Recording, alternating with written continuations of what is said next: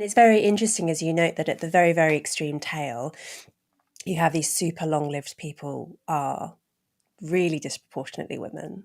So that does suggest that something going. And am I right that once you get to that really extreme end where you're living, I don't know, 110 or longer, it that seems to be very genetic, that those people are not necessarily super clean living. Oh, I would say They've even often before that, smoked and so on. yeah, people are centenarians in general. Like if you read any of their personal accounts of when someone, they are always asked like, how did you live so long?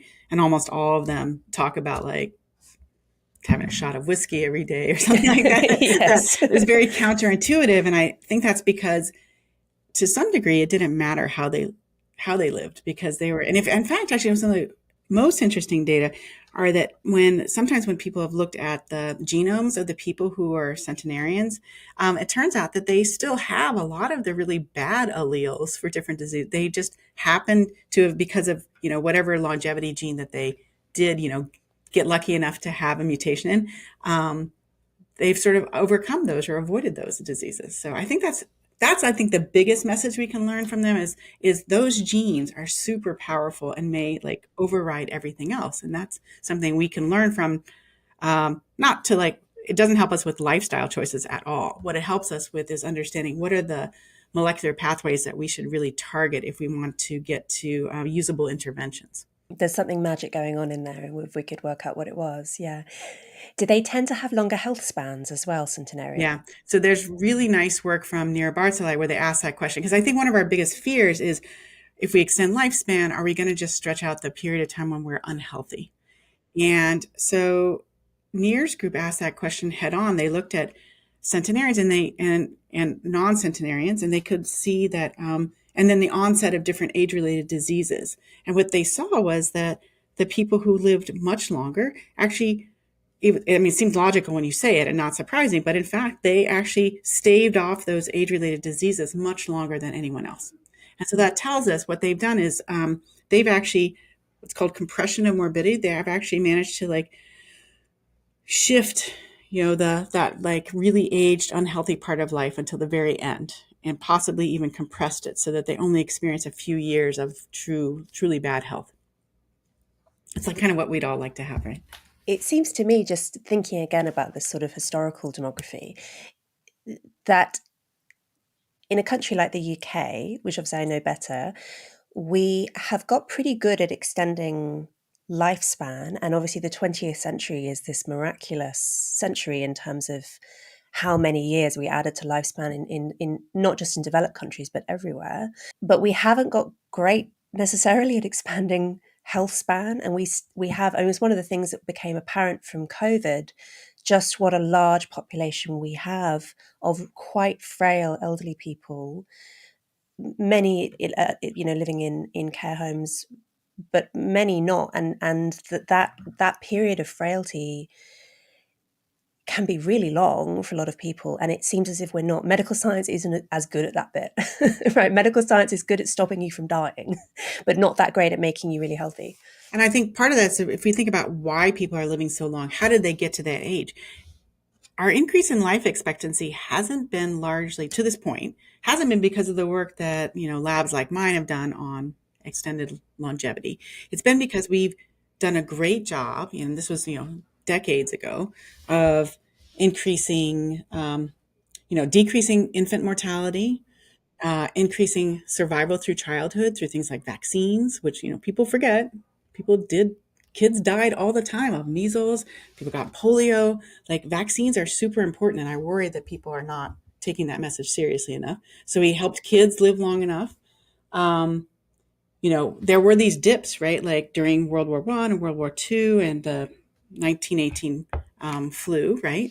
So once people got past those, then they were able to live much longer. And we have done a good job in one area, which was really, I think, heart disease. That's actually one of the big successes in medical science, where people are able to take drugs that help them live longer, to address cardiovascular disorders and stroke, for example, and statins. So that is one area where people are living longer because they're taking those drugs every day. But presumably that's having to kind of try and outpace the lifestyle stuff as well, because we've got rising obesity. So the heart disease interventions are maybe just keeping us steady. Well, that is possible. It's hard to know because some people were already living longer. So what's outpacing another? But there are definitely people who genetically were going to have problems. Like lots of people had a you know parent who died of a heart attack at 42, and that wasn't a lifestyle problem. That was actually because they have. So those people who know that, they're able to take drugs now that will help them live longer. So that is not a lifestyle intervention. That's actually because of medicine. So that's a one area where I think we're getting much better. But again, people live to a long, uh, rather advanced age because they got through those like pinch points in early like childhood and adolescence that used to be the real problems, and now they're getting to the age where we have to start intervening using some of this longevity medicine that's on the horizon. It's just not there yet, right? We're not to the point where we are prescribing drugs specifically to help people live longer.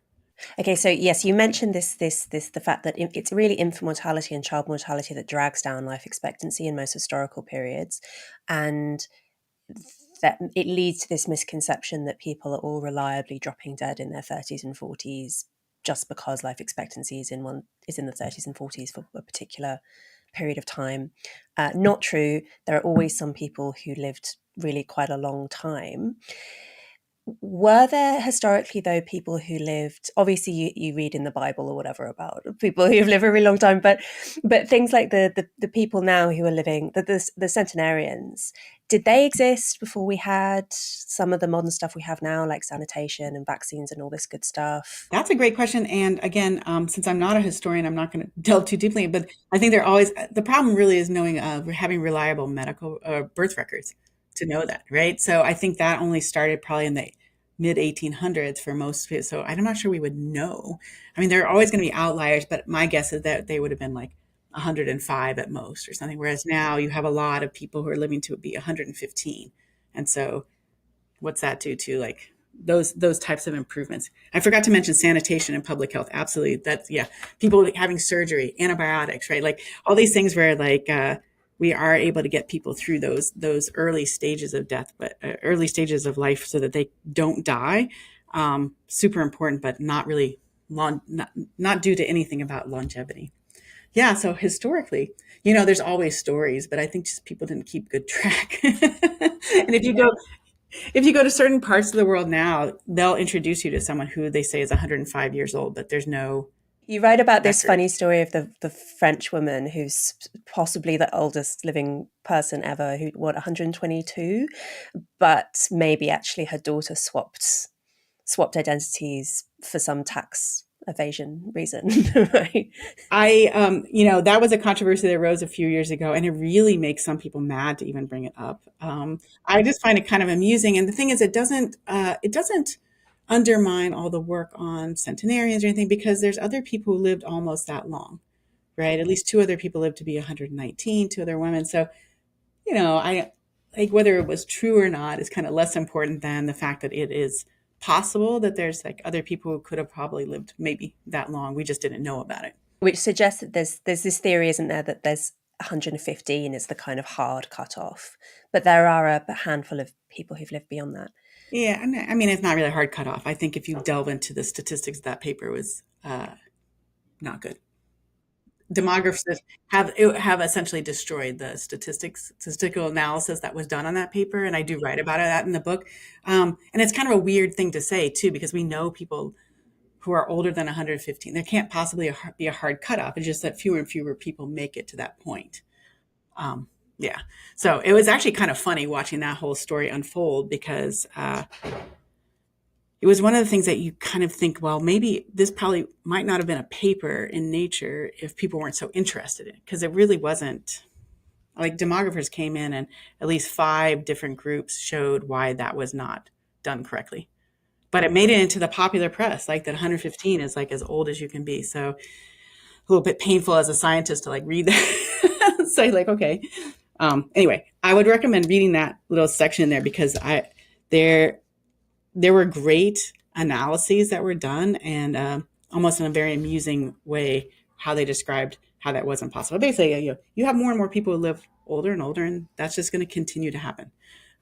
Just at probably lower frequency than, like, I think the problem really was that 122-year-old point really skewed things. So it's really important. I mean, used to not think it was important to figure out like why that was, but like it really skewed that curve. And so if you take that point away, how people are living longer and longer and longer. There's just no, eventually there's going to be several people who lived will be over 120. We just are going to keep better track of them. And these are people, right, who have not had any kind of novel medical interventions, because obviously these are people who were born in the early 19th century at latest. So they didn't actually grow up with great sanitation or No, vaccines or any of this stuff. Well, some exactly. vaccines, but Some nothing like what we vaccines, have yeah. now. Yeah. But certainly none of the things. So in a lot of ways, they got lucky, right? They didn't die in the 1918 flu. They didn't, get into a war. They didn't have an accident. So there's a lot of things that can have nothing to do with medicine or genetics, getting lucky over and over again, plus the genetics that allow you to really like stave off these age-related diseases. And I think that part is very true. None of those people died of a cancer, right? Which is pretty remarkable. So yeah, they got lucky over and over again.